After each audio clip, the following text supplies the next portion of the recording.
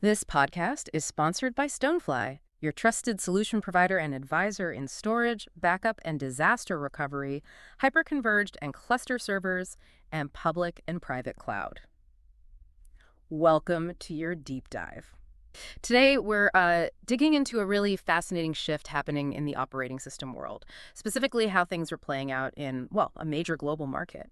You shared some really interesting details about Huawei and their moves with Harmony OS. Hmm. So our mission today is to kind of unpack what this all means, not just for the companies, Huawei, Microsoft, others, but maybe for how we think about tech ecosystems going forward. Absolutely. It's a significant development. We'll look at the why behind it, get into the tech details of Harmony OS itself, and think about the potential ripple effects globally. Sounds like a plan. And the why is, I think, the crucial starting point. Okay, let's start there then. What's the main motivation for Huawei pushing Harmony OS onto PCs now? Well, it's really not something that happened overnight. The information suggests it's a culmination of needing more self-reliance, Yeah. technologically speaking. Stemming from the U.S. sanctions and restrictions over the years. Exactly. That seems to be the major catalyst. It's pushed them towards developing core technologies independently. So putting Harmony OS on PCs feels like a very deliberate step away from reliance on Western tech. Right. And this isn't just a small experiment, is it? We're talking about PCs aimed at a huge market. Oh, absolutely not small scale. They're positioning these Harmony OS PCs as direct challengers to, well, mainly Windows dominance in China. And that market is massive, right? Something like 400 million PC users. That's the ballpark figure, yes. So even capturing a slice of that pie would be a major shift. What kind of impact could that have if they gain, say, even a modest foothold?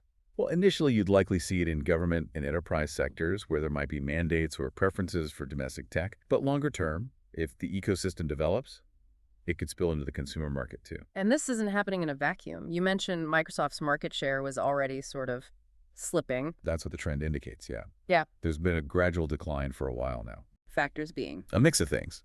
Government directives pushing for local alternatives, certainly, but also the rise of capable domestic software and hardware options playing a role.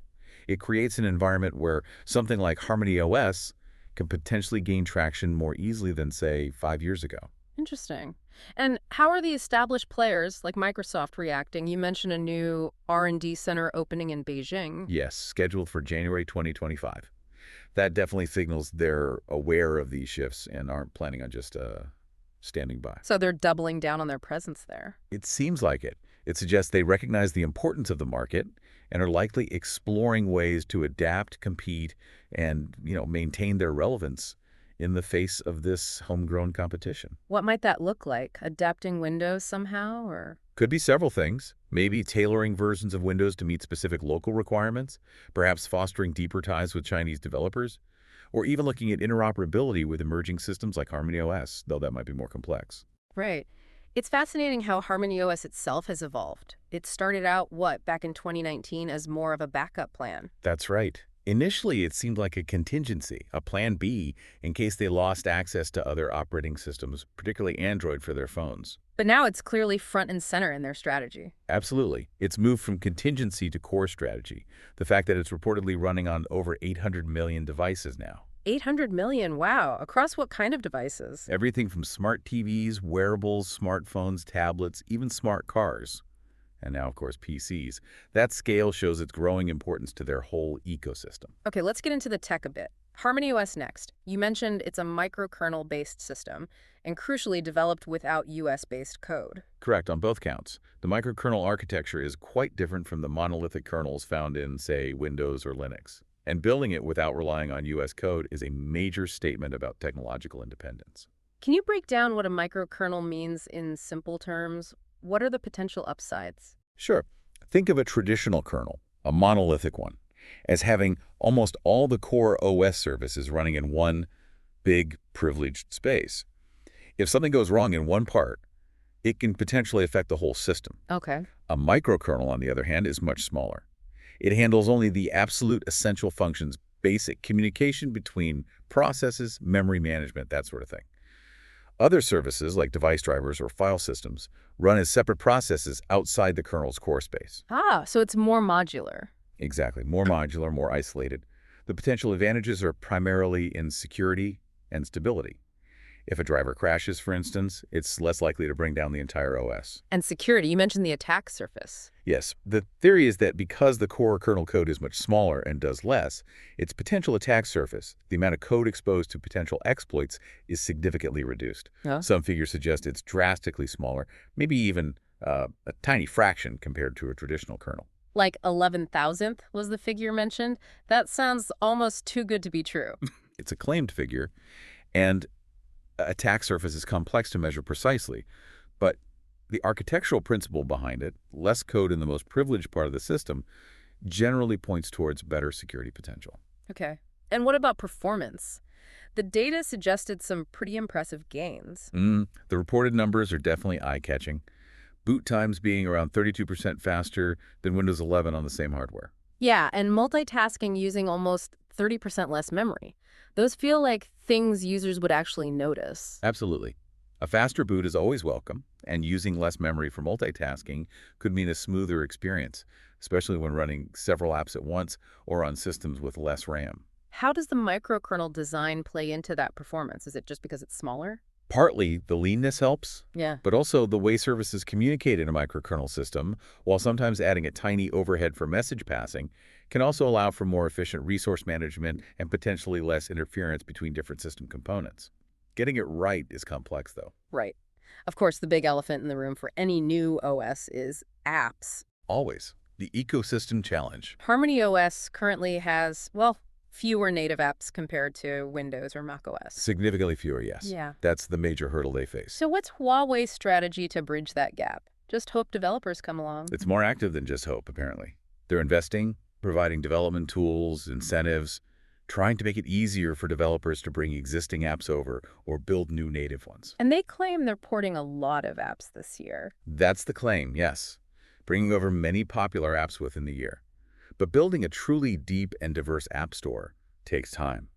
It relies on convincing thousands of developers, big and small, that it's worth their effort. So early reviews might say it's smooth and fast. Which they seem to, yeah. Good boot times, quick app transitions reported. But if you can't run your essential third-party software, especially maybe international apps, that's a big limitation. It absolutely is. Mhm. For users outside China who rely heavily on Google services, Adobe Suite, specific games, or business software, the current compatibility limitations would be a major drawback. What are the key challenges in getting those international users on board then?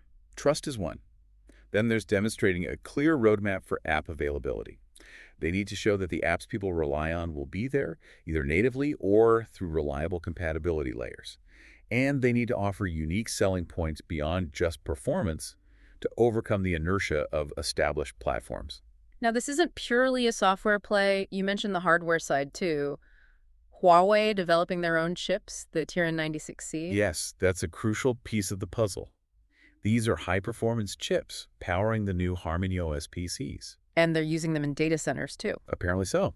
It shows an integrated approach. Controlling the silicon allows them to optimize the software, Harmony OS, specifically for their hardware. Like Apple does with their M-series chips and macOS. Exactly that kind of vertical integration. It can lead to significant advantages in performance, power efficiency, and the ability to enable unique features because they control the whole stack. Speaking of unique features, Super Device. That sounds interesting. What does it actually do? It's part of Harmony OS's distributed nature. The idea is to allow seamless connection and resource sharing between different Huawei devices, phone, tablet, PC, watch, etc. So more than just file transfer. Yeah, think more like creating one virtual super device. You might drag a file from your phone directly onto your PC desktop, or use your PC's keyboard to type on your phone, or mirror your phone's screen easily onto the PC. It aims for a very fluid, multi-device experience. That sounds genuinely useful. But the catch is? The catch is it primarily works within the Huawei ecosystem. You need Huawei devices for that seamless integration. Got it. Okay, zooming out again. All of this, the OS, the chips, the ecosystem, feels tightly linked to China's broader goal of, what, technological self-reliance? Deeply intertwined, yes. You see massive R&D investment, government procurement directives favoring domestic tech. Harmony OS fits perfectly into that national strategy. What are the ultimate goals there? Is it just about reducing dependence? It's partly reducing dependence on foreign tech, especially in critical infrastructure. But it's also about enhancing national security through better control over core technologies and, importantly, fostering domestic innovation to become a global tech leader in their own right. And is Silicon Valley paying attention? Are companies like Microsoft and NVIDIA seeing this as a genuine threat? Oh, definitely.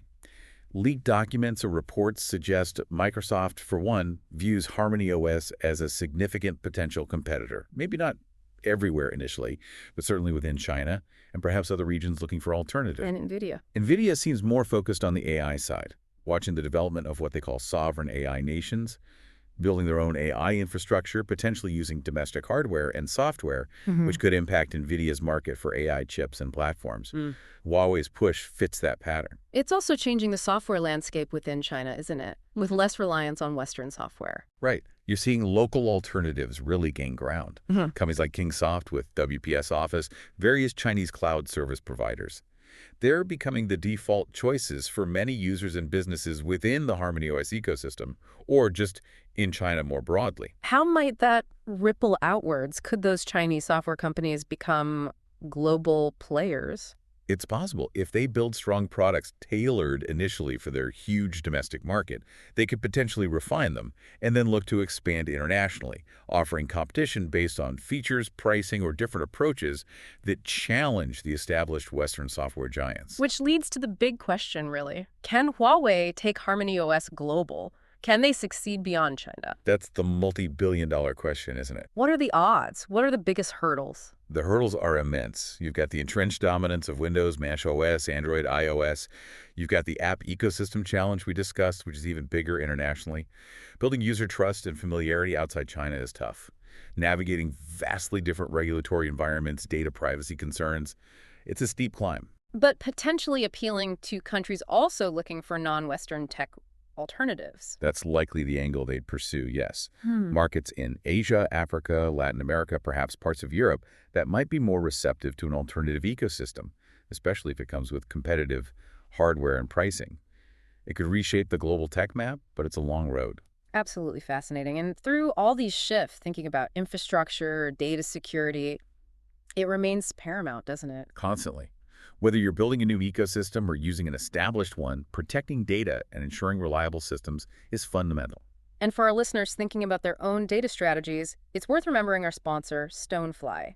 They're pioneers in SAN, NAS, S3 object-compatible storage, backup and DR, cloud, AI, and security tech. Right, and their patented immutable and air-gapped solutions are particularly relevant in today's security climate. Provide strong defense against data loss, ransomware. Plus, they were recognized by DCIG as a top 5 storage company across SAN, NAS, and object storage. They offer advanced services like immutable snapshots, encryption, replication, tiering, ransomware protection, all managed through a unified interface. Check them out at stonefly.com or contact sales at stonefly.com. So, wrapping this up, it's clear the Harmony OS move onto PCs isn't just about a new product launch. No, it's much bigger. It's a signpost for a significant geopolitical and technological shift, a move towards a potentially more fragmented or maybe just more diverse global tech landscape. We've touched on the motivations that drive for self-reliance. We've looked at the tech, the microkernel, the performance claims, the ecosystem integration, and we've considered the challenges, especially apps and global reach. Hopefully everyone listening has a clearer picture now. Yeah, and it leaves us with some big questions to mull over, doesn't it? Like, Right. What does a truly independent national tech ecosystem actually look like in practice day to day? Right. And how will the established global players adapt long-term if these alternatives gain serious ground? And what does this constant push for tighter hardware-software integration mean for users, for innovation, for repairability even? Lots to think about. Definitely. And remember, for reliable, innovative solutions for your own data, need storage, backup, disaster recovery, take a look at what our sponsor Stonefly offers at stonefly.com. Their focus on security with patented tech and that industry recognition speaks volumes. Well, thank you for joining us for this deep dive. We hope it's given you some valuable insights into this unfolding story. Keep asking questions. Keep exploring the tech world. It never stands still. Thanks for listening.